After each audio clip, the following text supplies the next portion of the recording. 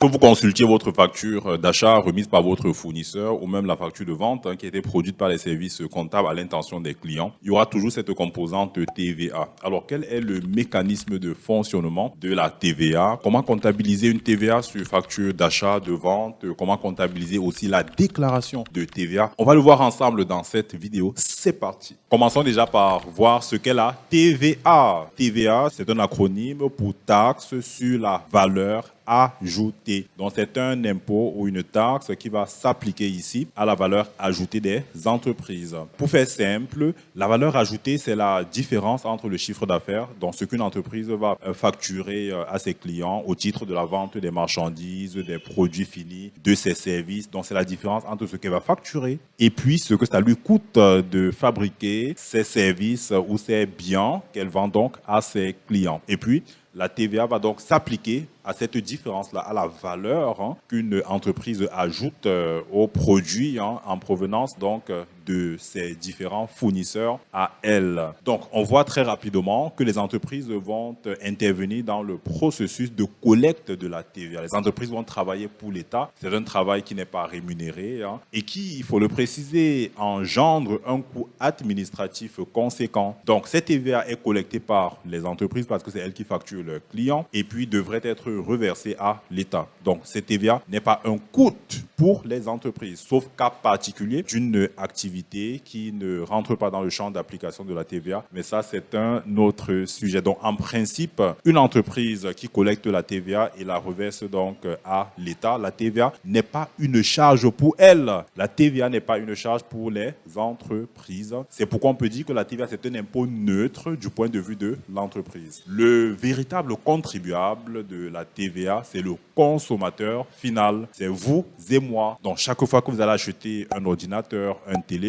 prendre un repas au restaurant, vous allez payer en plus du prix qui vous est facturé, en plus du prix hors TVA, vous allez payer ce qu'on appelle une TVA. Donc, c'est le consommateur final qui supporte la charge définitive de la TVA. De manière concrète, comment ça fonctionne, la collecte et le reversement de la TVA par les entreprises? On va prendre ici un exemple. Nous avons notre entreprise qui est un revendeur tout simplement de matériel informatique. Et au cours de la période, on a effectué un achat de 1000 € hors taxe de matériel, d'ordinateur. Et puis, notre fournisseur nous a facturé au titre de la TVA un montant de 200 €. Donc, ça veut dire qu'on ne paye pas uniquement 1000, on a payé au total 1200 € sortis de la trésorerie de l'entreprise. C'est le cash qui a été déboursé pour obtenir des ordinateurs. On a ici 200 €. Mais vu que la TVA n'est pas une charge pour l'entreprise, donc, elle avance de la trésorerie, en quelque sorte, au fournisseur qui va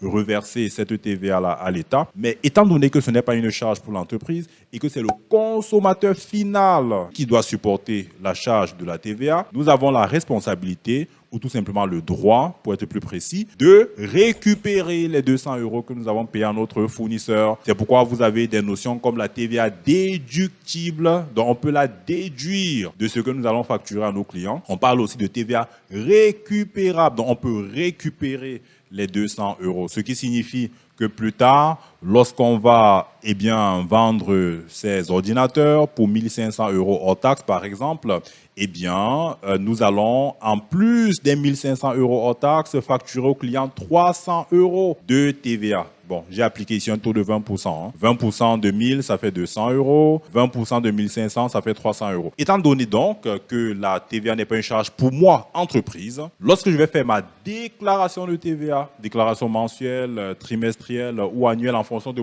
du régime auquel j'appartiens, du régime fiscal auquel j'appartiens, j'irai dans mes comptes dans lesquels j'ai comptabilisé la TVA collectée, faire la somme, ça me donne 300 € et je vais déduire des comptes où j'ai enregistré ma TVA déductible de 100 € et je vais payer, je vais reverser un montant de 100 €. Donc, je ne reverse pas 300, je reverse plutôt 100, à savoir la différence entre ce que j'ai collecté et puis ce que ça m'a coûté sur mes achats de marchandises. Si vous prenez la valeur ajoutée que l'entreprise a créée, à savoir les 1500, ce qu'elle a facturé, moins les 1000, ça fait 500, vous appliquez le taux de 20%, vous obtiendrez effectivement ces 100 €. C'est pourquoi on dit la TVA, c'est la taxe sur la valeur ajoutée. Et au final, combien l'État va recevoir? L'État va recevoir un montant en cascade. C'est pourquoi la TVA, on parle également de cet impôt comme étant un impôt à paiement fractionné. Donc l'État ne recevra pas en un coup les 300 € qui sont facturés ici au consommateur final. Il va le recevoir en montant fractionné. Il recevra du premier fournisseur 200 €. Il reçoit de la deuxième entreprise, de notre entreprise qui sont donc revendeurs, ils reçoivent un montant de 100 € et au final, ça fait les 300 € que paye ici le consommateur final. Maintenant, question, comment comptabiliser la TVA récupérable? Ceci.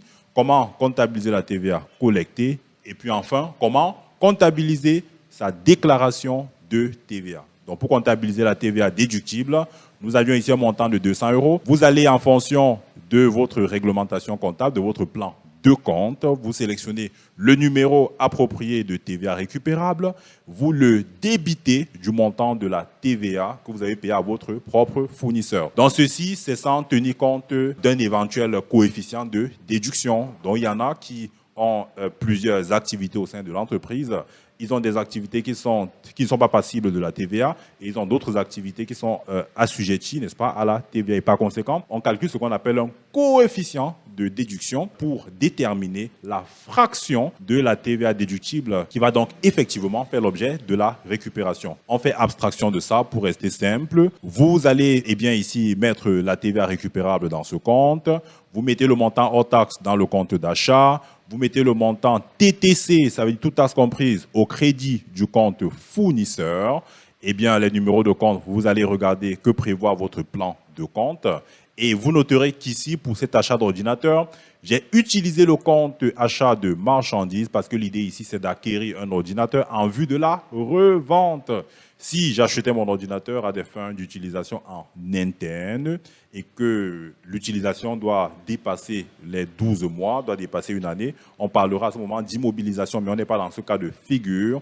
Nous achetons ici un bien pour le revendre en l'état. C'est pourquoi j'ai utilisé ce compte. Donc, vous allez toujours débiter un compte de TVA récupérable. Et au moment de la vente, ici on a une vente de 1 500 € en taxe, on a 300 € de TVA facturé. Vous allez créditer votre compte de TVA collecté, vous créditez votre compte de chiffre d'affaires, vous débitez votre compte client. Et puis à la fin de la période, lorsque vous allez faire votre déclaration, vous irez dans votre compte de TVA collecté, vous regardez ce que ça fait comme cumul, créditeur, ou alors comme solde de créditeur, tout simplement. Ensuite, vous irez dans votre compte de TVA récupérable, vous regardez qu'est-ce que ça fait comme solde débiteur en fonction de la période. La différence entre les deux, à savoir TVA collectée moins TVA déductible, constitue la TVA que vous devez reverser à l'État. Bien entendu, ceci suppose que si vous avez une TVA due qui est créditrice, si vous avez la TVA collectée qui est supérieure à la TVA déductible, vous êtes en situation donc de devoir payer, n'est-ce pas, une TVA à l'État. Mais il peut arriver également que vous soyez en situation de crédit de TVA, ce qui suppose ici que la TVA déductible est supérieure à la TVA collectée. Dans ce cas de figure, vous avez une créance sur l'État et par conséquent, vous allez comptabiliser, vous allez faire votre déclaration certes, mais vous allez aussi comptabiliser ce qu'on appelle un crédit de TVA. Donc plutôt que d'aller créditer ce compte de TVA dû, vous allez débiter un compte de crédit de TVA. Et ensuite, vous pourrez, en fonction de ce que prévoit la réglementation fiscale et en fonction des délais qui sont prévus, demander soit un remboursement de TVA, soit vous allez tout simplement devoir tenir compte de ce crédit de TVA dans vos prochaines déclarations. Donc voilà ce que j'ai prévu de vous partager sur le mécanisme de fonctionnement, le mécanisme de déduction et de déclaration de la TVA. Comment comptabiliser la TVA déductible, la TVA collectée, la déclaration de TVA également. Vous noterez que dans ma formation Maîtriser la clôture des comptes annuels, vous avez toute une partie consacrée à la révision des comptes d'impôts et taxes, y compris la révision des comptes de TVA. On vous montre comment formaliser le bouclage de la TVA en fin d'année en fonction des éléments tels que le chiffre d'affaires, les achats taxables et puis les achats non taxables.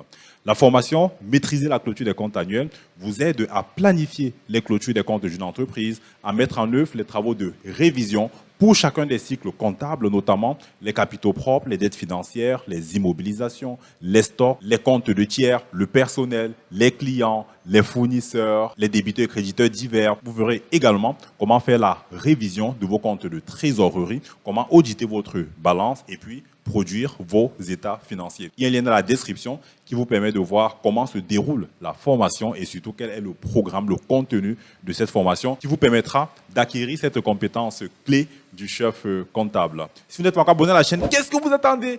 Abonnez-vous à la chaîne, activez les notifications pour ne rater aucune vidéo pour vous aider à monter en compétences en compta et sur Excel.